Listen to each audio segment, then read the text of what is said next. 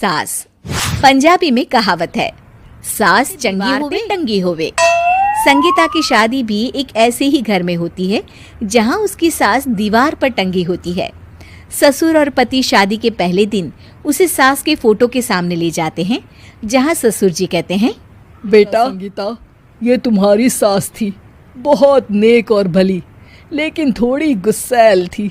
गुस्सा आने पर सब तहस नहस कर देती थी, पर अब ये इस दुनिया में नहीं है। हाँ संगीता, माँ होती तो तुम इनकी कोई बात टाल नहीं सकती थी, वरना तो माँ घर में भूचाल ले आती। संगीता मन में खुश होती है कि अच्छा है कि ऐसी औरत अब इस घर में नहीं है, लेकिन दिखावे के लिए वो जैसे ही सास की फोटो के सामने हाथ जोड़कर खड़ी होती है, ये क्या मुस्कुराने लगी। संगीता आंखों को मलकर एक बार फिर से देखती है, लेकिन फिर सास के चेहरे का भाव, भंगिमा यानी एक्सप्रेशन बिल्कुल बदले होते हैं। वो अपने पति और ससुर को कहती है, माँ की तस्वीर तो स्माइल कर रही है। ना ना बेटी, ये कैसे संभव है? जरूर तुम्हें कोई गलती हुई होगी, ऐसा कैसे हो सकता है? शादी की सारी फॉर्मेलिटी करते करते थक गई हो, तुम्हें आराम की जरूरत है संगीता। खैर, सारे संगीता की बात को इग्नोर कर कमरे में चले जाते हैं।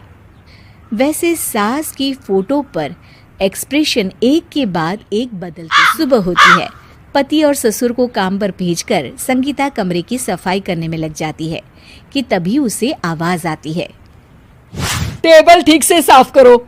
ऐसे भी कोई टेबल साफ करता है? इससे अच्छा तो ये गंदा ही था। किसी औरत की आवाज सुन संगीता दंग रह जाती है और सोचने लगती है कि आवाज कहाँ से आई। आवाज को नजरअंदाज कर वो फिर से अपना काम करना शुरू करती है, लेकिन इस बार तो आवाज बिल्कुल उसके कान के पास से आती है। मेरा घर है ये, जब तक मैं थी चमका कर रखती थी, हर एक चीज शीशे की तरह थी। तुम्हें तो ना सफाई आती है ना कुछ पता है। क्यों तुम्हें मेरे घर की जिम्मेदारी दे दी गई है? पता नहीं तुम में मेरे बेटे को क्या दिखाई दिया। मैं होती तो एक से बढ़कर एक लड़कियों की लाइन लगा देती। अब संगीता को समझने में देर नहीं लगी कि ये आवाज किसी और की नहीं बल्कि उसकी सास की है, जो दीवार पर पास जाती है और कहती है, नमस्ते सासू माँ, मुझे तो कल ही लग रहा था कि दीवार में कुछ काला है। वो दीवार नहीं, दाल होती है पगली। सही पकड़े हैं सासू माँ।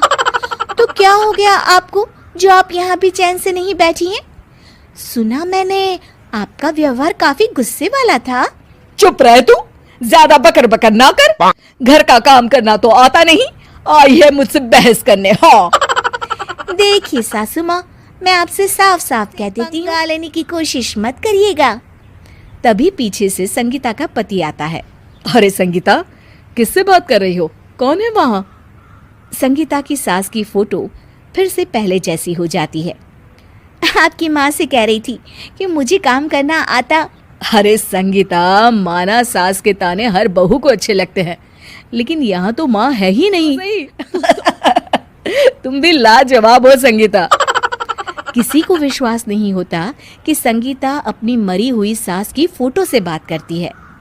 वहीं आए दिन संगीता की सास संगीता को किसी न किसी बात पर आते जाते ताने देती। संगीता को भी अब सास के तानों और उनसे बात करने की आदत हो गई।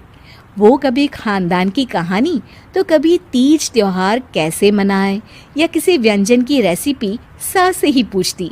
सारा दिन घर में अकेली संगीता की सास अब उसके लिए साथी की तरह भी रहने लगी थी, जो किसी और को नहीं बल्कि संगीता को ही सुनाई देती। तो देखा आपने, सास हर रिश्ते से ऊपर होता है, फिर चाहे वो खट्टा हो